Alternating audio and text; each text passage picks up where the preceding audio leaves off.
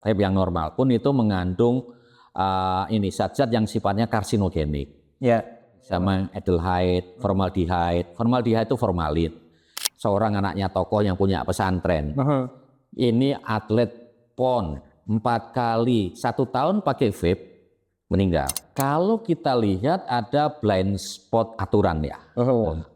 Kalau kita lihat pita cukai itu bukan sertifikasi aman. Untuk membedakan antara vape yang biasa dengan vape yang mengandung narkotika itu susah. Packagingnya sama. Ada juga yang sama-sama pakai pita cukai. Ada nggak orang yang berani tanggung jawab orang yang memproduksi vape? Vape saya aman. Ada yang berani nggak? Ada yang berani nggak? Nggak. Kita yang belum melarang, jadi kita kayak orang bodoh jadinya gitu. Bukan saya ngomong guys. Ya, jangan seperti itu. Nantinya kita tetap bersikukuh, kita tidak melakukan pengaturan, kita nanti akan dikeroyok dan kita akan menjadi daerah yang dibanjiri oleh narkotika. Selama ini pernah dapat tekanan nggak Pak? Ya banyak.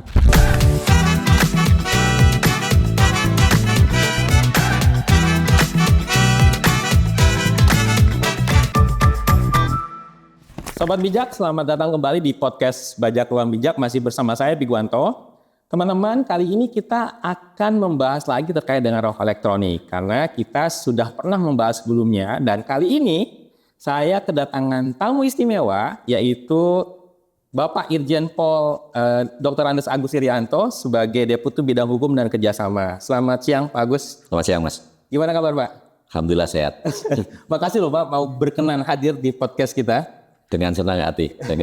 Pak, kita akan bahas mengenai ini kan lagi rame ya terkait dengan penggunaan rokok elektronik yang mengandung narkotika, dan saya tahu bahwa BNN ini sebenarnya lagi mendorong untuk regulasi pelarangan. Dan biasalah karena memang ini banyak sekali pro dan kontra, nah makanya kita perlu ngobrol soal ini Pak. Tapi sebelum itu Pak, kalau boleh tahu, sebelum rame terkait dengan larangan usulan larangan ini, sebenarnya apa yang sudah dilakukan BNN ini sampai keluar rekomendasi larangan terkait dengan rokok elektronik? Terima kasih. Sebenarnya BNN itu kerjaannya kan dari hulu ke hilir ya. Permasalahannya adalah kita mencoba melihat masalah narkotika itu secara holistik, komprehensif dan holistik. Baik dari segi pemberantasannya banyak, kemudian yang direhab juga banyak, kemudian bagaimana ketanggap segeraan masyarakat, terus bagaimana kerjasama nasional, regional, internasional.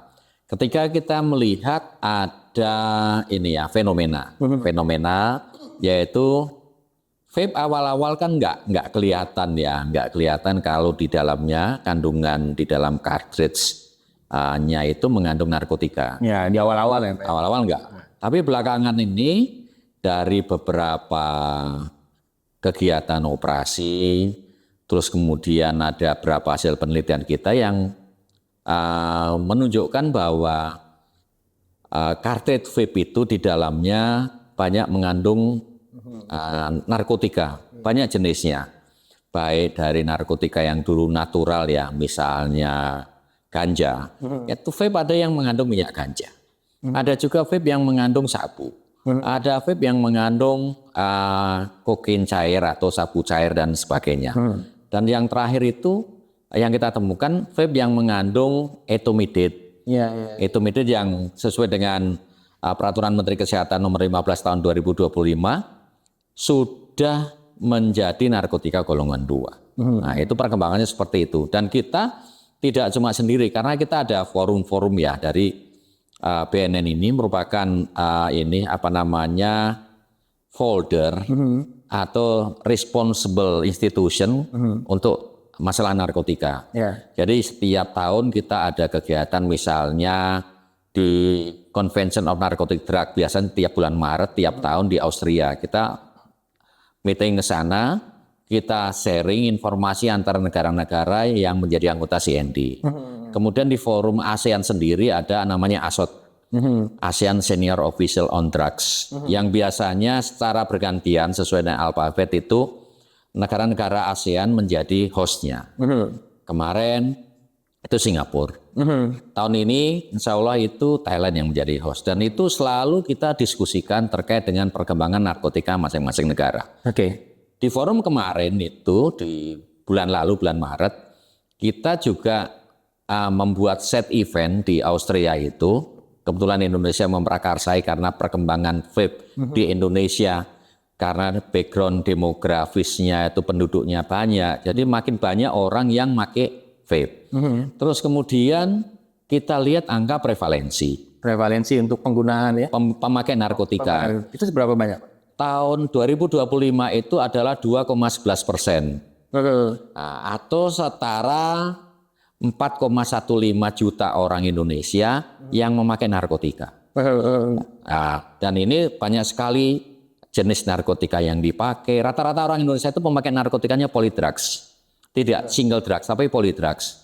Ini adalah jenis-jenisnya yang dikonsumsi. Jadi rata-rata orang Indonesia pemakai narkotika pertama itu pakai ganja. Ganja ya, kanabis itu ya?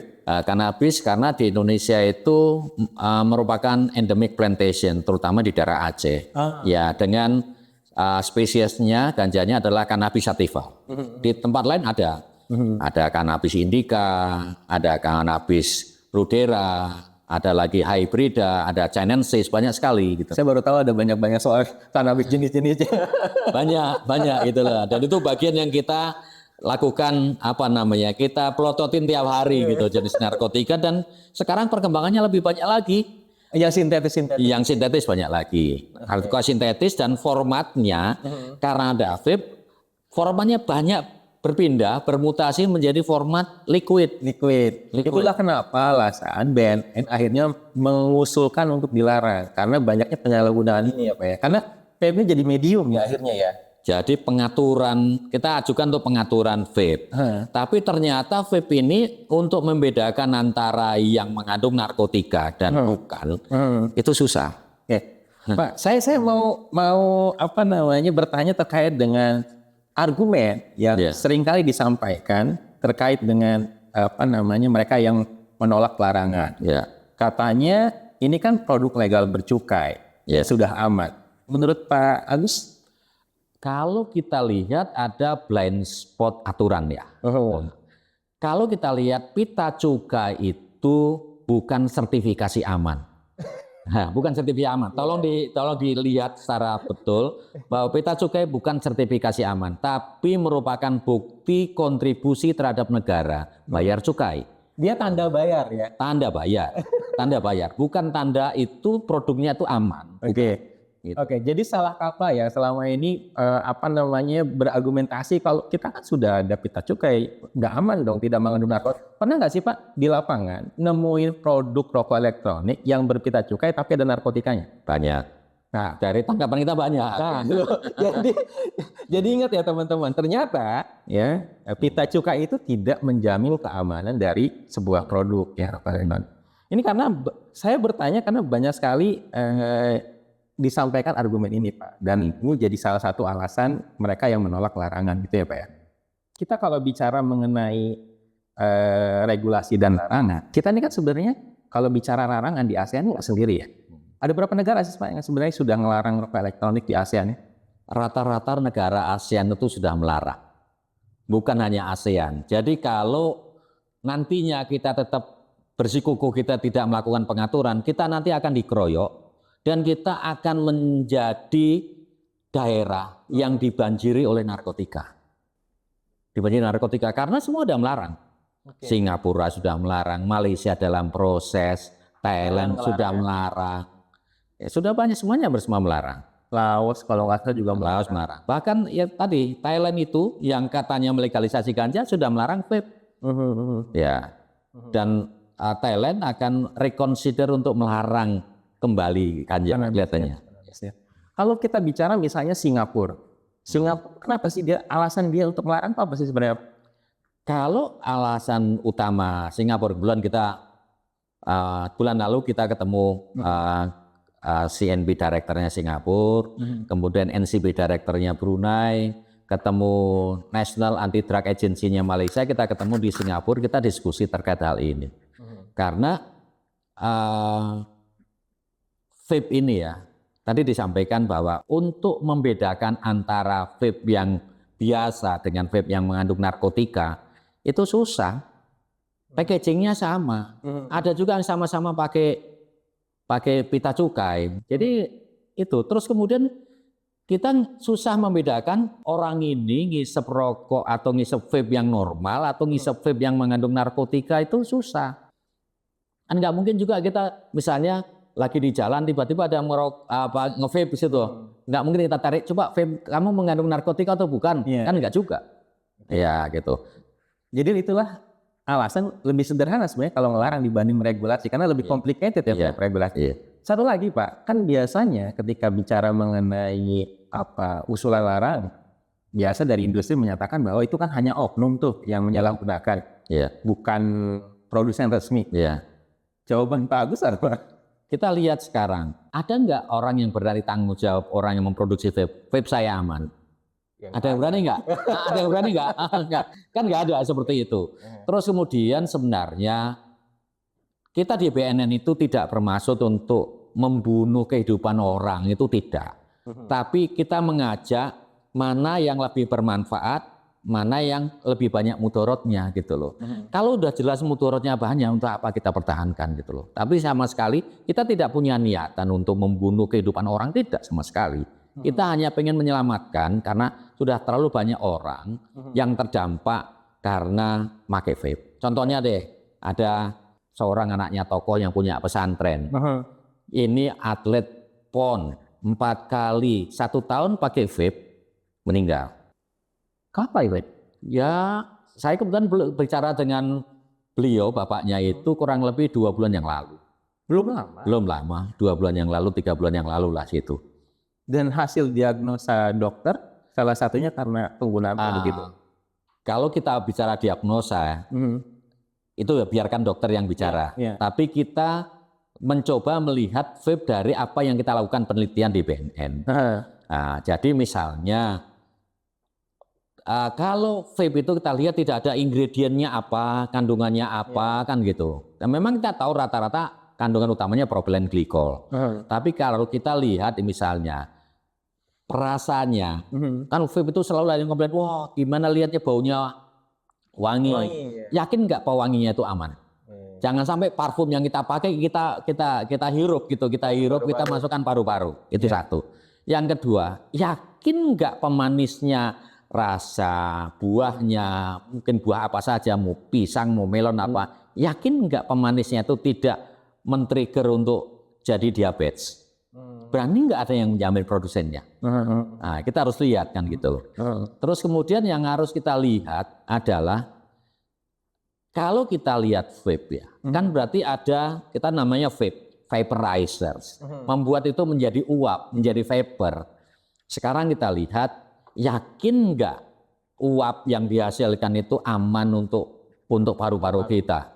Kan ada filamen, ada logam yang untuk pemanasan, ada zat cair yang dipanaskan. Kira-kira efek pemanasan itu mengandung zat-zat yang lebih berbahaya enggak? Bermutasi enggak dari material awalnya? Menjadi lebih berbahaya enggak? Kan ada proses pemanasan kan itu loh. Nah, kita harus lihat seperti itu. Jadi vape itu meskipun tidak mengandung narkotika, dia tetap berbahaya. Dari beberapa hasil penelitian ya, kita bicara dengan beberapa tokoh ahli paru-paru ya, ahli paru-paru. Kemudian dari hasil penelitiannya bahwa vape yang normal pun itu mengandung ini zat-zat yang sifatnya karsinogenik. Misalnya aldehyde, formaldehyde. Formaldehyde itu formalin. Formalin buat ngawetin mayat. Saya nggak bisa melihat orang yang masih segar bugar dengan niatan sendirinya mau mulai mengawetkan dirinya sendiri dengan pakai vape yang mengandung itu. Dan ini yang harus kita komunikasikan gitu loh.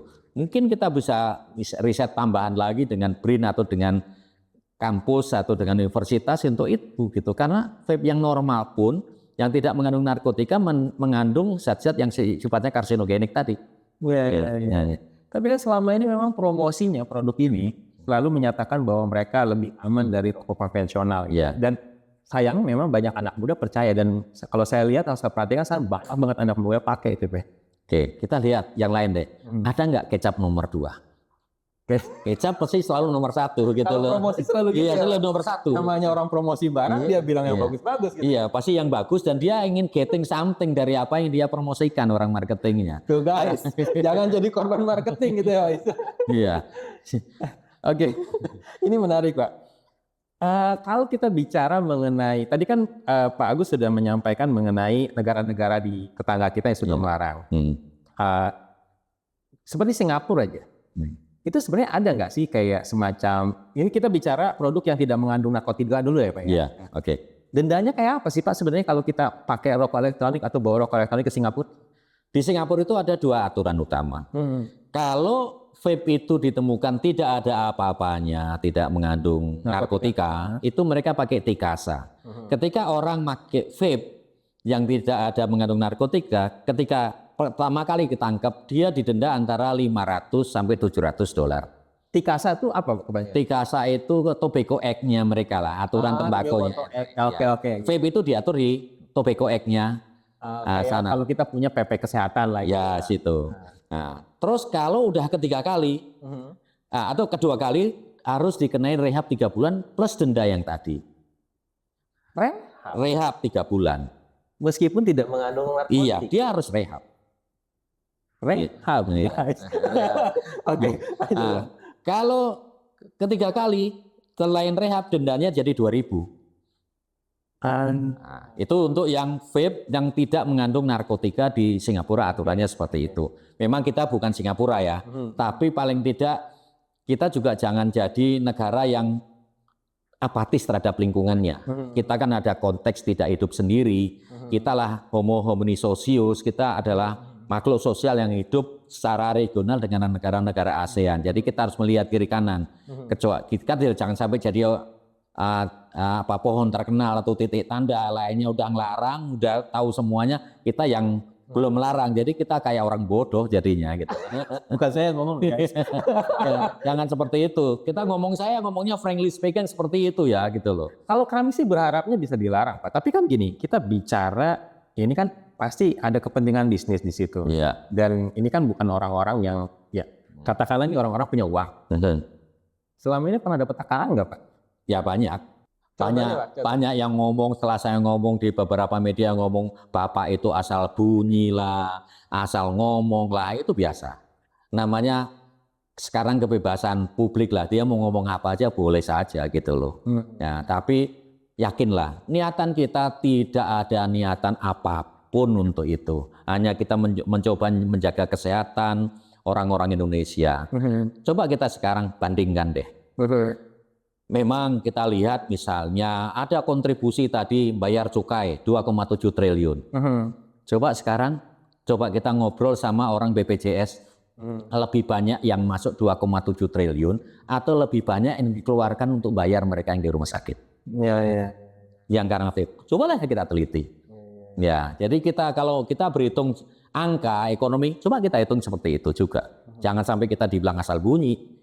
Kita juga melihat tidak asal melarang. Karena juga tadi misalnya bentuknya vape antara yang mengandung narkotika dan yang tidak sama-sama pakai pita cukai. Ya tadi yang iya sama itu sama. Juga kaget itu ya. beneran memang. Bener ada. Boleh dilihat di kantor saya di BNN ada. Berarti kan ketika dia punya pita cukai dia terregistrasi dong. Kita bisa minta tanggung jawab produsennya. Belum tentu. Siapa tahu tuh pita cukainya pitanya palsu. Nggak mungkin bea cukai akan mengeluarkan yang mengandung narkotika dikasih cukai. Nah, tapi kan nggak mungkin juga kita yang belanja itu, oh ini aslinya cukai asli atau tidak, kan nggak mungkin gitu loh. Iya. Oh jadi ini luar biasa ya. Sindikatnya tuh benar-benar licin ya, sampai dia bisa meniru pita cukai ya, dan juga memang konsumen sulit ya untuk memeriksa ya Pak. Oke Pak, terakhir Pak, kan biasa argumen yang keluar di masyarakat adalah kalau dilarang justru akan muncul pasar gelap. Ya. Menurut Pak Agus gimana pendapat? Yang nggak dilarang aja banyak pasar gelap, apalagi yang dilarang. Jadi semua dilarang pasti ada pasar gelapnya. Misalnya kita punya sepatu merek tertentu. Ada KW. Pasti ada KW-nya. Nah, ada KW-nya. Itu mungkin kita tidak beda-bedakan ya. Tapi ini menyangkut nyawa manusia sebenarnya yang harus segera diambil tindakan kan terkait vape kan disedot terus tiap hari kan gitu. Ya, menyangkut nyawa manusia. Tapi kalau tadi kembali, penjahat itu akan selalu mempelajari celah-celah hukum, celah-celah yang mungkin tidak diawasi. Itu akan selalu seperti itu. Oke, Pak Agus, ini kan kalau kita lihat harga-harga vape yang mengandung narkotika itu relatif mahal ya. Apa benar ini dia tuh sebenarnya menyasar menengah ke atas? Atau kejadian di lapangan kayak apa sih? Kalau dari catatan BNN ya, catatan orang yang direhab, yang ditangkap, para pemakai yang ditangkap itu dari golongan bawah sampai golongan atas. Golongan bawah? Golongan bawah, golongan atas. Misalnya contohnya begini, golongan bawah misalnya ada di beberapa tempat rawan, itu ada yang jual, kata mereka itu dengan paket hemat. Paket hemat? Paket hemat. Ada beberapa tempat itu yang dia seperti ada tenda-tenda situ, dia nyiapin, mau ngisep di situ, sekali isep, 2 kali isep. Oh, jadi isep. Isepan di situ. Kayak orang rokok beli batangan. Iya gitu, tapi gantian gitu. Ngisep 2 isep itu mungkin 20.000, 40.000, 60.000 dan seterusnya. Kan karena nggak perlu duit banyak gitu loh. Itu narkotika, sabu seperti itu. Jadi dari sisi harga, misalnya katakanlah memang cartridge-nya satunya harganya 2 jutaan. Tapi ketika dia dipakai bareng-bareng atau diecer istilahnya per hisap, itu jadi bisa lebih murah ya. Kita kembalikan lagi ya. Vape yang isinya isi cartridge-nya narkotika, berarti kan ada narkotika yang di luar vape itu. Ya, sabu. Nah, mungkin di tempat-tempat rawan itu ya mungkin bukan hanya dalam bentuk vape yang dia gantian, tapi ada juga yang mungkin pakai bong yang normal seperti apa, atau cara pakai yang lain narkotikanya. Tapi karena mungkin harganya mahal, yaitu tadi diecer. Apa istilahnya? Dicicil. Ya, diecer gitu. Diecer sekali isep, 2 isep, dan itu seperti itu. Dan ini data dari pasien rehab BNN. Iya. Dan dari hasil tangkapan gitu loh. Jadi nggak semuanya orang kaya. Nggak semuanya orang kaya. Bahkan ada nih yang ada di tempat rehab kita itu di BNN. Ada yang anak kecil udah pakai. Astagfirullah. Ada yang pakai, terus kemudian ketika dia rehab, dia sembuh, dia ngomong gini, boleh nggak saya tinggal di sini aja? Loh kenapa? Karena kalau saya pulang orang tua saya juga pakai. Jadi masalah narkotika ini bukan hanya bagaimana kita mengurangi atau mengedukasi mereka agar tidak pakai, tapi juga harus melihat lingkungan mereka, tempat mereka tinggal gitu loh. Jadi bukan karena dia nggak punya duit dia nggak pakai narkotika. Belum tentu. Dia punya semua sedikit dia pakai hemat, patungan belinya. Nah, kita lihat misalnya penangkapan yang dilakukan ada yang sampai di plastik yang kecil-kecil itu. Tadi kan Pak Agus cerita mengenai produk yang mengandung narkotika masuk ke Indonesia. Sebenarnya ada nggak sih yang penyalahgunaan itu diproduksi di dalam negeri? Ada juga. Jadi bukan cuma impor dari luar. Ada juga. Kejadian penyalahgunaan produsen dalam negeri. Iya. Ada vape yang impor yang kita temukan, ada juga vape yang dari dalam negeri. Ada juga yang kita temukan di beberapa kasus clandestine laboratory, ada kartridnya yang kosong. Kita temukan juga gitu. Kosong tuh dia belum diisi. Belum diisi. Ada juga yang kartridge yang dari luar negeri udah pre-pack, udah diisi. Ada juga yang kosong, nah, terus baru diisi di Indonesia. Oke. Jadi ini luar biasa nih PR-nya ya Pak. Apa namanya? Saya ngebayangin seberapa complicatednya nanti BNN kalau benar-benar ini sekarang ini kan udah mulai ramai nih orang pakai rokok elektronik. Dan nggak menutup kemungkinan kalau ini tidak dilarang kan akan semakin ramai. Saya ngebayangin BNN sama polisi kayak apa tuh kerjaannya kalau ternyata nanti nggak berhasil dilarang. Menurut Pak Agus gimana? Kita tuh melihat begini ya. Kita tiap hari itu selalu melihat perkembangan modus operandi. Terus kita lihat angka penangkapan. Contohnya nih dalam 2 tahun terakhir itu udah entah berapa ton jenis narkotika yang kita tangkap. Dari kapal yang mungkin dari Iran, kapal yang misalnya Legend Aquarius dari Singapura, kemudian ada kapal misalnya Angtutu 99, ada Sea Dragon Tarawa, itu tontonan sabu. Nah, terus kemudian kan Bandar mesti melihat kok ditanggepin terus nih sama aparat penegak hukum. Akhirnya mulailah masuk ke dalam cartridge, masuk ke dalam nyusup ke dalam bisnis-bisnis yang mungkin legal atau baru. Nah, sehingga tadi dari banyak narkotika yang tangkap, akhirnya muncullah modus-modus lewat vape lah itu, lewat vape. Oke, Pak Agus, seoptimis apa sebenarnya Bapak terkait dengan usulan larangan ini? Saya kalau bicara optimisme ya, jadi BNN itu dalam menghadapi masalah narkotika, dalam menanggulangi masalah narkotika itu, BNN bukan Superman. Ya, BNN bukan Superman. BNN itu hanya merupakan lembaga yang diberi kewenangan untuk mengkoordinir bagaimana masalah narkotika itu harus ditanggulangi. Jadi bagian-bagian lain dari negara ini, baik kementerian, lembaga, atau yang duduk di pemerintahan, terus kemudian organisasi, baik nasional, internasional yang ada di Indonesia, masyarakat juga harus bersama-sama. BNN is not Superman. Even Superman, sometimes they call 911. Karena Superman kadang butuh kawan gitu loh. Di Justice League kan gitu. Kita pun butuh kawan. Kita bukan Superman kok gitu loh. Cuma kita harus komunikasi. Kita komunikasikan. Ya, coba kita lihatlah. Kita nggak rela kan banyak orang mati karena vape itu. Mungkin orang belum declare aja karena vape. Coba nanti kita teliti. Coba kita kewajibkan setiap rumah sakit yang mengobati atau merawat orang yang mungkin sakit karena pernapasan. Coba kita declare. Kenapa? Oke. Ya. Oke. BNN nggak bisa sendiri. Pasti butuh banyak dukungan. Dan selama ini banyak nggak dukungan itu, Pak? Ini pekerjaan saya kebetulan ya.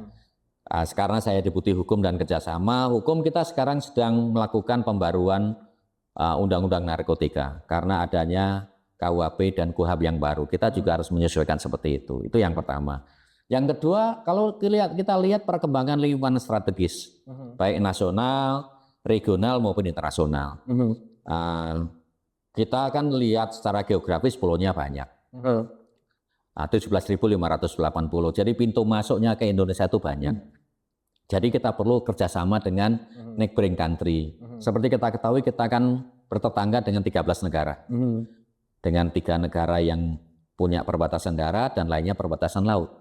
Sekarang kita harus melihat tanpa bantuan orang lain, nggak mungkinlah kita pegawai BNN ditaruh setiap pulau itu kan nggak cukup. Pegawai BNN itu nggak banyak, hanya 10.000. Yang separuhnya pun itu pegawai kontrak. Nggak mungkin, kita perlu bantuan orang lain gitu. Makanya saya mengajak agar kita mencoba melihat fenomena vape ini dengan hati yang kita jangan menuduh orang dulu, kita lihat benar nggak gitu loh. Ya, kita nggak ada niatan apapun, kita hanya pengen menyelamatkan. Jangan sampai banyak anak bangsa yang meninggal karena sesuatu yang dia tidak ketahui secara jelas. Makanya kita perlu komunikasi dan menjelaskan hal ini. Ya, dan ini adalah salah satunya. Itu salah satunya. Mudah-mudahan ini bisa didengar oleh teman-teman pendengar, jadi lebih teredukasi dan lebih memahami kenapa BNN mengusulkan pelarangan gitu ya. Ada pesan nggak, Pak? Tadi disampaikan bahwa kita mengusulkan pelarangan. Karena masalah vape ini adalah bukan masalah yang melewati koridor kewenangan BNN saja. Ada Bea Cukai atau Kementerian Keuangan, ada Kementerian Kesehatan, ada Kementerian Perindustrian, ada BP POM, terus kemudian ada yang lain ya, yang lain. Ya kita berharap atau BNN berharap kita bisa bersama-sama memecahkan masalah ini. Ya, jadi kita perlu berbicara dengan stakeholder yang lain, membuat aturan bersama atau membuat keputusan bersama terkait dengan vape ini seperti apa. Kalau menurut Pak Agus, feelingnya, menurut Pak Agus, Presiden bakal mendukung nggak? Saya tidak ada gambaran untuk itu ya, karena itu nanti mungkin Kepala BNN yang akan melapor kepada Presiden setelah kita meeting antar kementerian itu, ya antar kementerian. Dan kita akan sajikan fakta ya, jadi tidak ada persepsi, tidak ada, tapi fakta, baik fakta yuridis maupun fakta material dari hasil penelitian kita harus explore, kita harus sampaikan. Ya, baik, terima kasih banyak Pak Agus, ini luar biasa, obrolannya padat, singkat ya, dan juga sangat informatif. Itu tadi obrolan kita bersama dengan Pak Agus Irianto dari Deputi Bidang Hukum dan Kerjasama BNN. Semoga bermanfaat, dan kalau kamu suka dengan konten ini, jangan lupa untuk klik like dan subscribe, dan sampai ketemu lagi di episode berikutnya. Assalamualaikum.